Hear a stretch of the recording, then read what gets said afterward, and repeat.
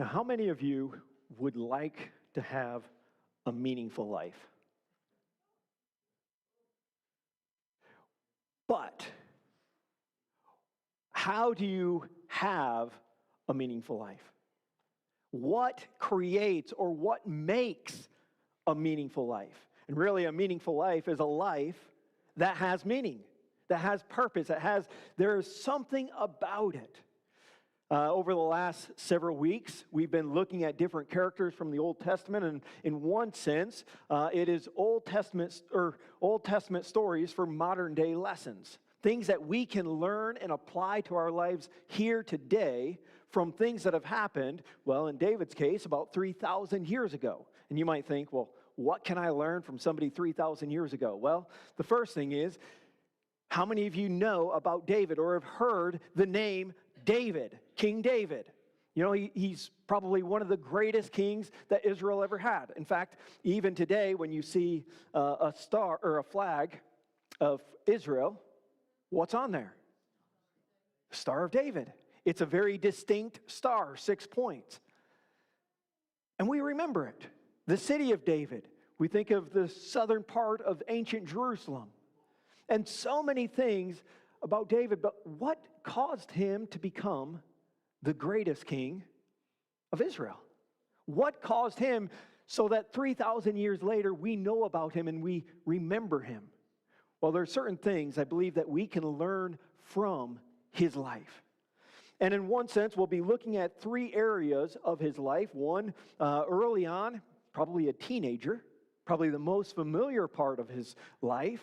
And then another just after he became king over all of Israel, probably about 20 years later. And then one third time towards the end of his life. And what you see is that David saw a purpose beyond himself. In one sense, you could say the true way of having a meaningful life is to find meaning that is bigger than your life and will outlive your life. Think about that. The only way to have a truly meaningful life is to find meaning that is bigger than your life and will outlive your life. Now, the first story that we'll look at, and we'll look at it the longest part, is, well, when you hear the name David, and you hear David and Goliath. Now, I will say one more part. When we look at David, when David saw his purpose for others, and that's what we find, the very first story, he sees his purpose for the people's sake and for the glory of God's sake. When he saw his purpose for others, he prospered and was remembered. But there are 2 occasions when David saw the purpose of others for himself, and he failed and had the consequences. And so really, when we stop and think about our life, how do we see the purpose of us and how do we see the purpose of others? And we'll look at some of those things very briefly, but we'll start off in 1 Samuel chapter 17. And last week we looked briefly at Hannah and Samuel, and Samuel became the final judge of Israel, and Samuel had anointed Saul to be king. And it didn't take long for Saul to be rejected by God to continue on as being king. Saul had disobeyed God, and when he disobeyed, he tried to shift the blame. Well, it was the people's fault. Samuel, it was your fault that you didn't show up on time, and so I had to carry out the sacrifice myself. And then when he was supposed to wipe out everybody, he blames it on the people. Well, it was the people's fault that we kept the animals for a sacrifice. But it was never until the consequences were pointed out that then Saul says, well, okay, I'll take the blame. And God had removed him, but in the meantime, Samuel anointed another lad, a young lad, to become the next king over Israel. That was David. He was the youngest of the 7 sons, and he was the keeper of his father's sheep. But what's amazing is how God works behind the scenes. While David is a shepherd boy, Saul has a distressing spirit, an evil spirit that comes over him. So they recommend that they call in a musician. And who did they call? David. And it was God's way of bringing David into the palace from the sheepfold. Probably never entered into the palace before, but God was working and preparing him to be that next king. Then we find, that's all in chapter 16 and chapter 17. The Philistines had come and battled against against Israel, and David is sent home. He would go back and forth from home back to Saul, but at this time he goes back home, and Saul and the men of Israel go out to battle. David's 3 oldest brothers are off to battle. David goes back home to watch his father's sheep. And in verse 22, David's father, Jesse, sends David out to the battlefield to find out what's going on and also to send food for the brothers and for the general.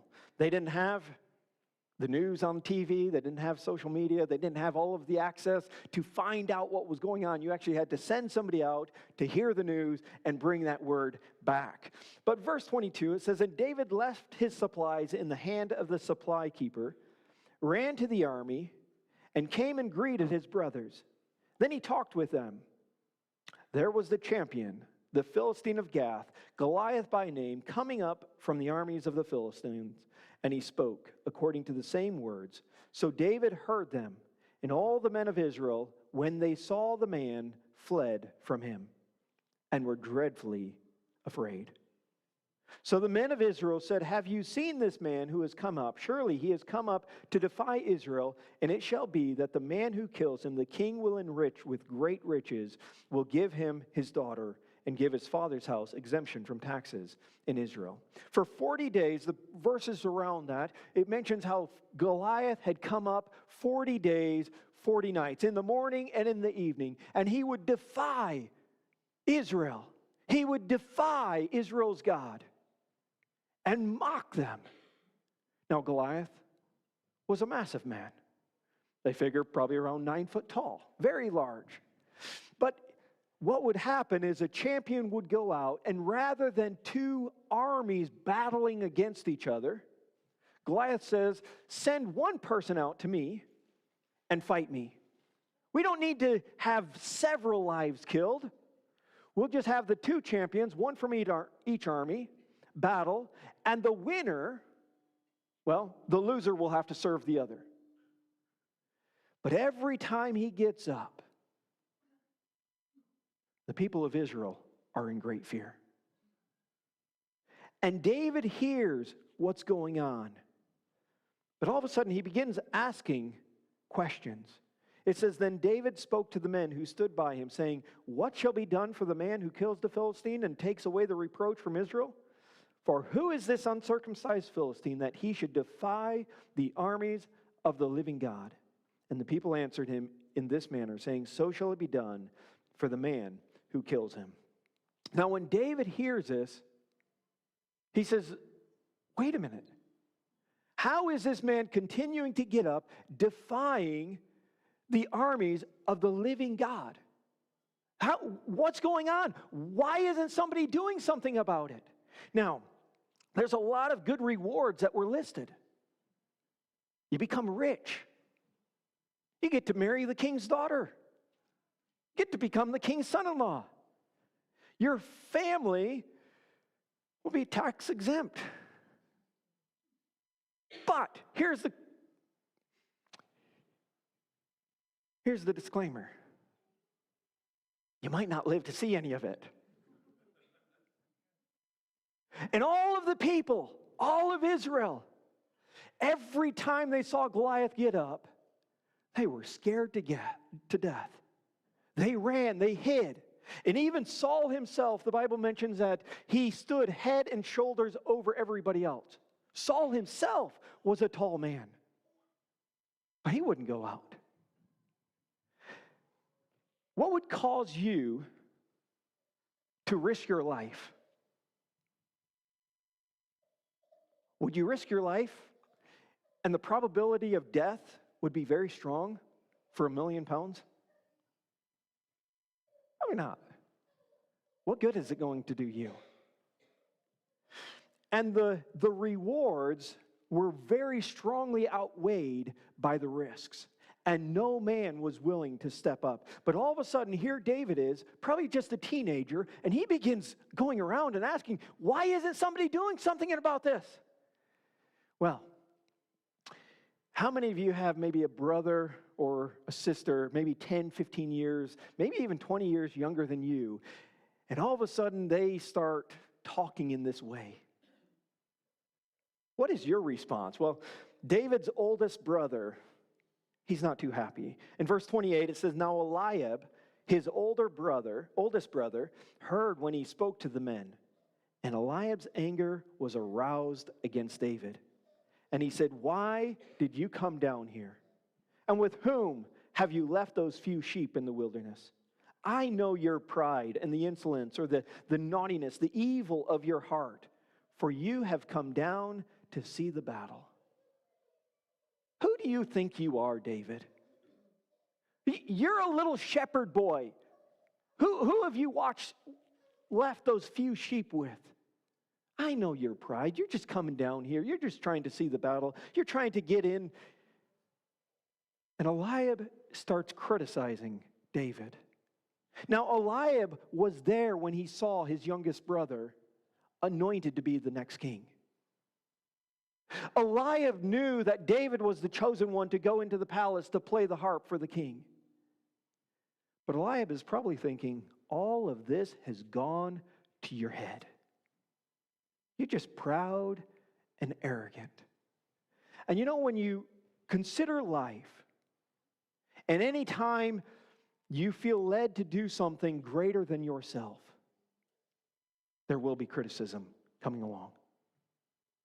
But the question is, what will keep you going in the midst of criticism? It's something bigger than yourself. And David here, we find he has something bigger than himself. The very next verse in 29, David responds to his brother and he says, and David said, what have I done now? Is there not a cause? Is there not a cause to go and fight against Goliath? Isn't there a reason? Isn't there a purpose? But what's interesting is David does not stay there just arguing with his older brother. The very next verse, it says, then he turned from him toward another and said the same thing, and these people answered him as the first ones did. Now when the words which David spoke were heard, they reported them to Saul, and he sent for him. David did not continue just arguing with his brother, the one who had been criticizing him. All he did is responded to him, is there not a cause? And he turns to the next man, and he begins talking about what's going on and what needs to be done about it. Word eventually gets back to Saul, and it says then, verse 32, it says, then David said to Saul, let no man's heart fail because of him. Your servant will go and fight with the Philistines. And Saul said to David, you are not able to go against this Philistine to fight with you, for you are a youth, and he a man of war from his youth. Now, imagine, David's probably only 15, maybe 16 years old. He's brought into Saul, and he tells Saul, you all don't need to be afraid. I'll go and fight Goliath. Do you think that's going to give Saul comfort? No. Probably not. And that's what was Saul's response was, you're just a kid. You're young. This man has been a warrior since his youth. You can't do it. And David's response to him, he goes back and tells his history and how he had fought against a bear and a lion while he watched his father's sheep. And he killed the bear and he killed the lion with his bare hands, but not in his own strength. He said, the Lord that delivered me from the mouth of the lion and the mouth of the bear will also deliver me from this Philistine. He recognized it was not his strength, but he was stepping out in the Lord's strength. But also, what we find in this passage, it was not for his glory. it would be for the Lord's glory. When David goes out to battle, and Saul tries to get David to try on his armor, but it was way too big. He's never tried it before. And so when David steps out to meet Goliath, all he has is a staff, a sling, and 5 smooth stones in his pouch. When Goliath sees David come out to meet him, Goliath is offended. What do you think I am, a dog? You're sending out a little shepherd boy to meet me? In verse 34 it says, but David said to Saul, your servant used to keep his father's sheep, and when a lion or a bear came and took a lamb out of the flock, I went after it and struck it and delivered the lamb from its mouth. When it rose against me, I caught it by the beard and struck and killed it. Your servant has killed both lion and bear, and this uncircumcised Philistine will be like one of them, seeing he has defied the armies of the living God.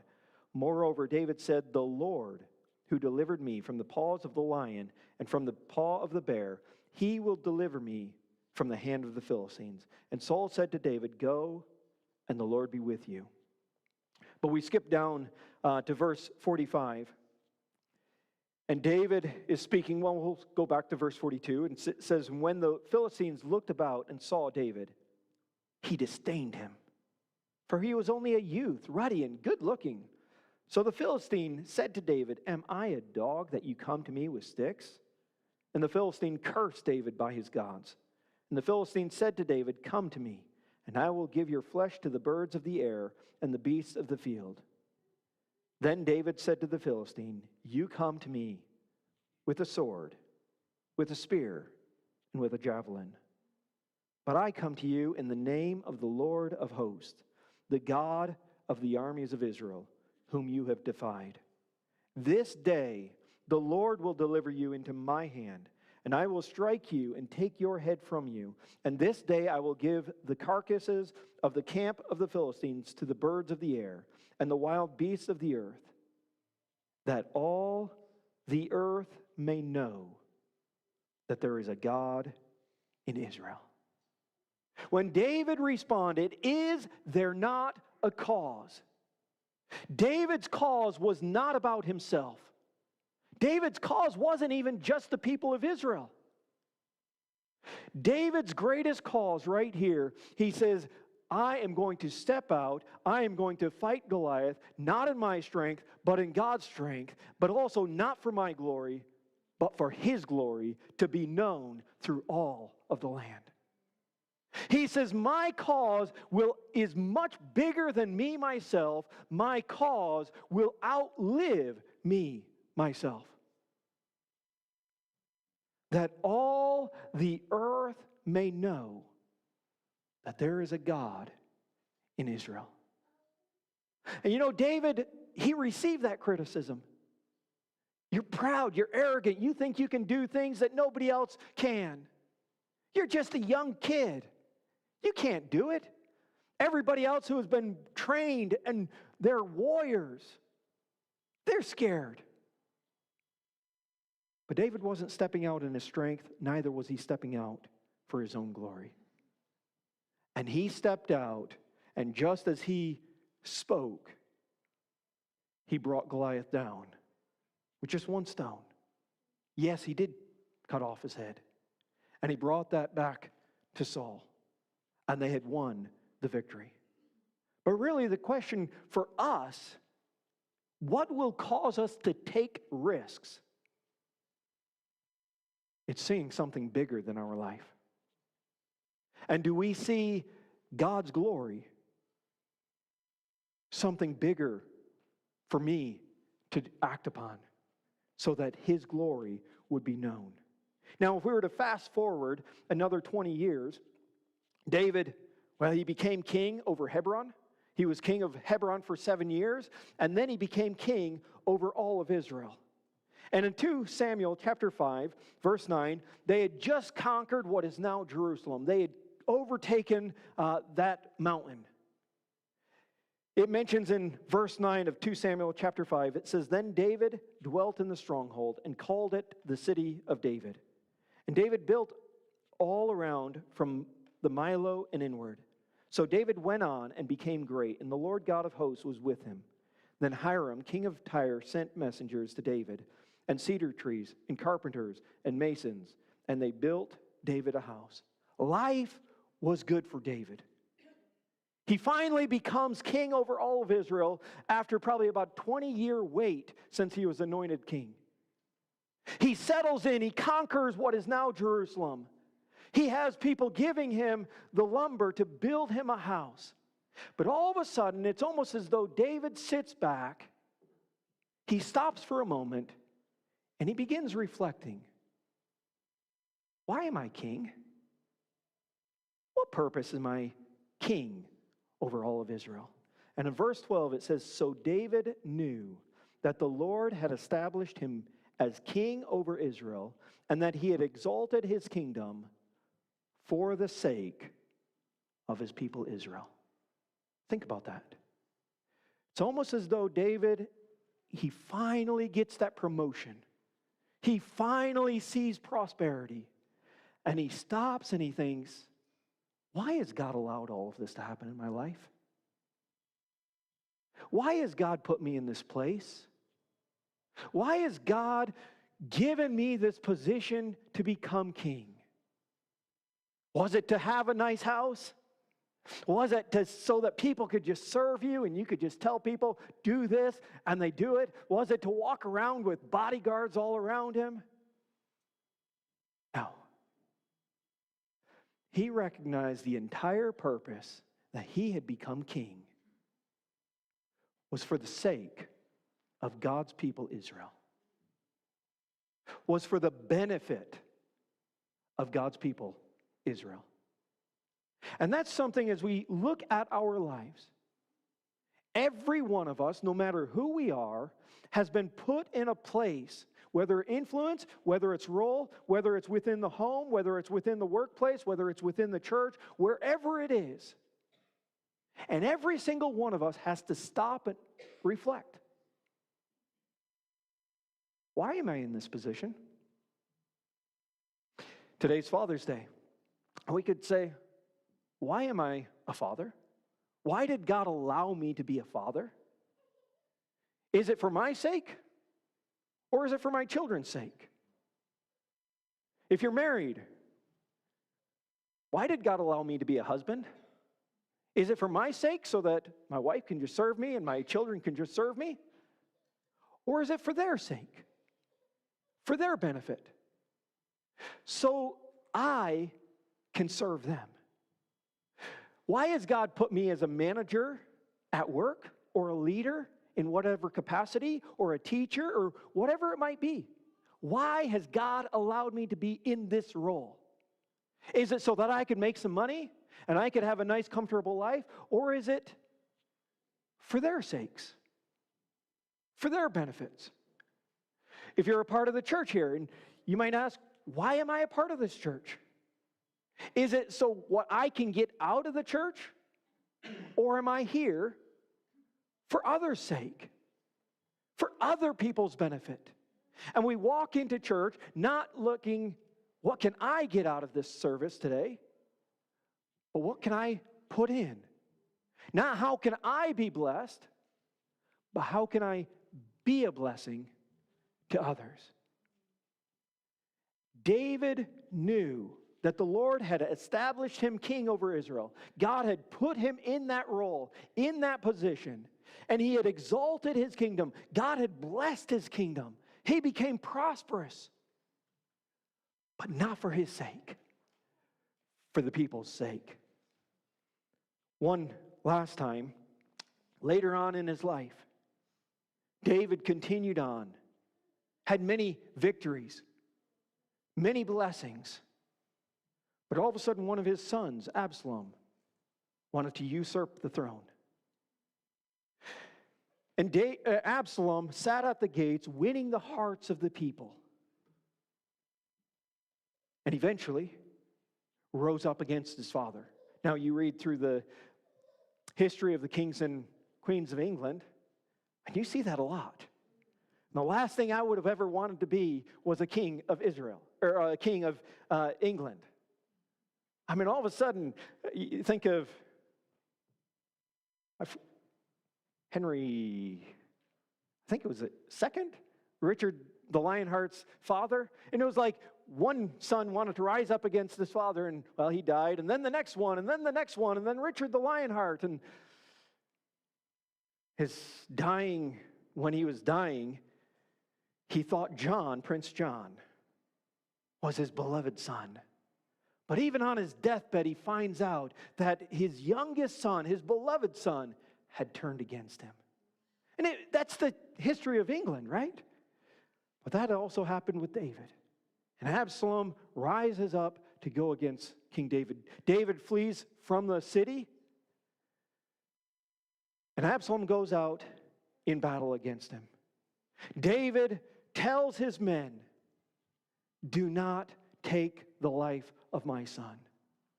But Joab, David's general, when he found Absalom, he killed him. And the battle was over. The victory had been won, or had it? And David was caught in a great strait as he cries out for his son, "My son, Absalom. Oh, my son, would God I had died for you, my son, Absalom." But all of a sudden, as David is grieving for his son, all of a sudden the people of Israel, what they started out rejoicing because David was grieving, they're like, "Is it a victory or not?" And all of a sudden Joab comes in and speaks to David. Now, before we read this, we have to think about the person speaking this. The person we're about to hear from is the very man that killed Absalom, David's son. Think about it. 2 Samuel chapter 19, verse 5, it says, "Then Joab came into the house to the king and said, 'Today you have disgraced all your servants, who today have saved your life, the lives of your sons and daughters, the lives of your wives, and the lives of your concubines, in that you love your enemies and hate your friends. For you have declared today that you regard neither princes nor servants. For today I perceive that if Absalom had lived and all of us had died today, then it would have pleased you well. Now therefore arise, go out and speak comfort to your servants. For I swear by the Lord, if you do not go out, not one will stay with you this night. And that will be worse for you than all the evil that has befallen you from your youth until now.'" Joab comes into David. David is grieving because his son Absalom had died. And he says, "The way you are acting is as if Absalom had lived and all of the people had died, you would have been happier." Now, that wouldn't have been true. We know that wasn't the heart of David. But in the moment, he loved his son. He was grieving for his son. But Joab comes in and he says, "Hey, you've got a people out there that are looking to you. And what they're seeing right now is that you loved Absalom, who was against Israel, more than you love Israel. And by your grieving for Absalom's death, you are acting in a way of supporting Absalom against Israel." And he says, "You're going to have to get up. You're going to have to go out and stand up for the people." Now remember, once again, the message was coming from the messenger who had killed his son. And if there was ever a time, have you ever heard a message, you know it's true, but you didn't like the messenger, and so you discounted the message because of the messenger? Has that ever happened? Has happened for me. I don't like you, so since I don't like you, I don't like your message. I know it's true, it hurts, but I can use it as an excuse because you are the one that brought the grief upon me. But the next verse, in verse 8, it says, "Then the king arose and sat in the gate, and they told all the people, saying, 'There is the king sitting in the gate.' So all the people came before the king, for every one of Israel had fled to his tents." David had to put aside his personal grief and step out for the people's sake. You know, when you stop and think about David's life,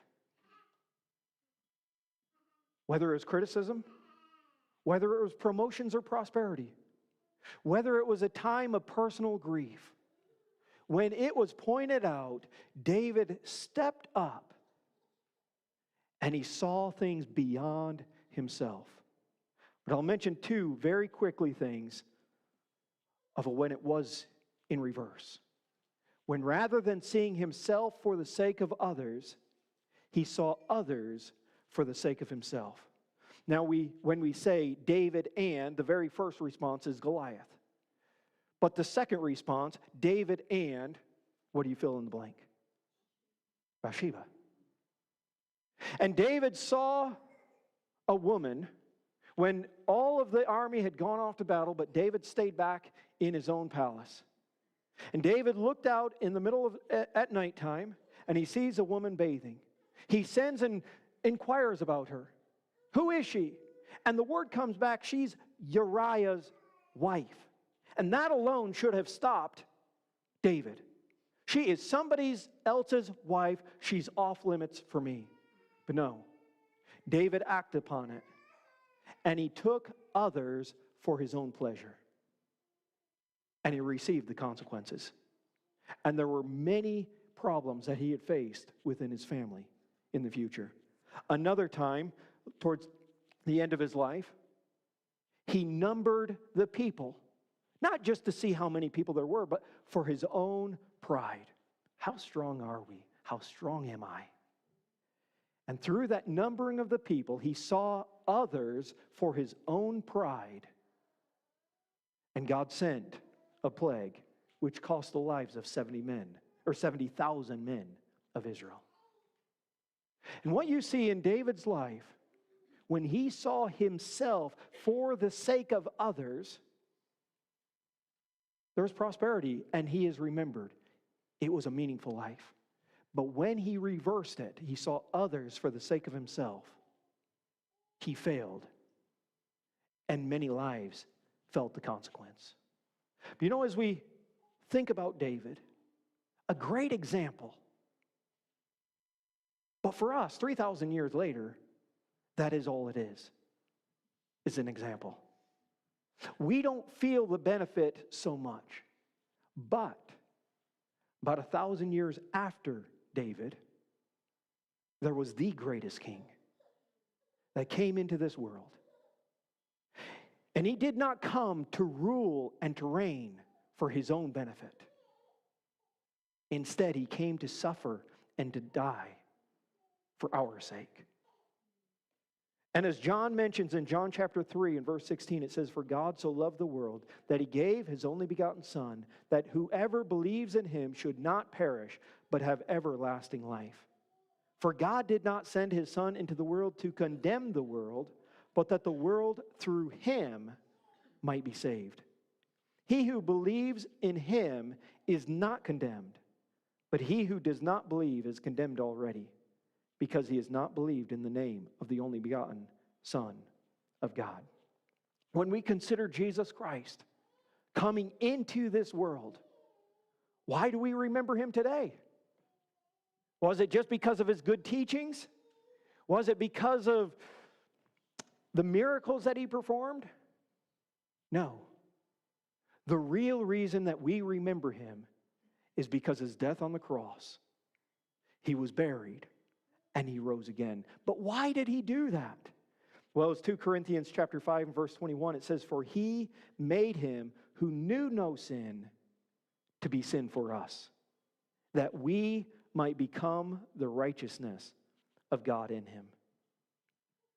Jesus Christ, the one who knew no sin, who had no sin in his life, who was perfectly innocent and righteous, he went to the cross for our sake, for our benefit. For me, who is not righteous, for me, who is not innocent. I'm the one that's guilty. But Jesus came into this world for our sake.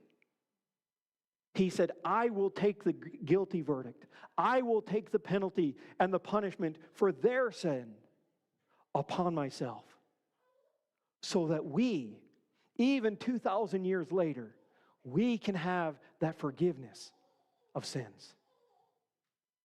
Jesus came into this world not for his sake, but for our sake, so that we could be made righteous through him.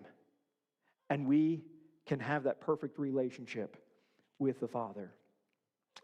And you know, he did that with joy. Even Hebrews chapter 12 and verse 20, or in verse 2, it says, looking unto Jesus, the author and finisher of our faith, who for the joy that was set before him endured the cross, despising the shame, and was set down at the right hand of the throne of God.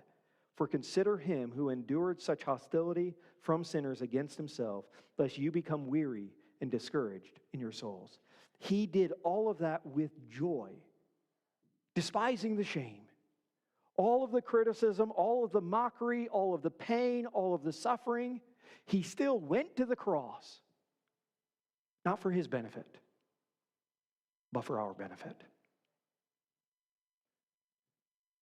With David, he's an example, things that we can learn. Jesus, yes, he's an example, things that we can learn from, but he's more than an example. He desires to be our Savior, one that we can have our sins forgiven. And as a child of God, have a desire to have a greater meaning to our life, something that is bigger than our life, something that will last longer than our life. And that is to impact the lives of other people, and that God in his glory would be known throughout the world.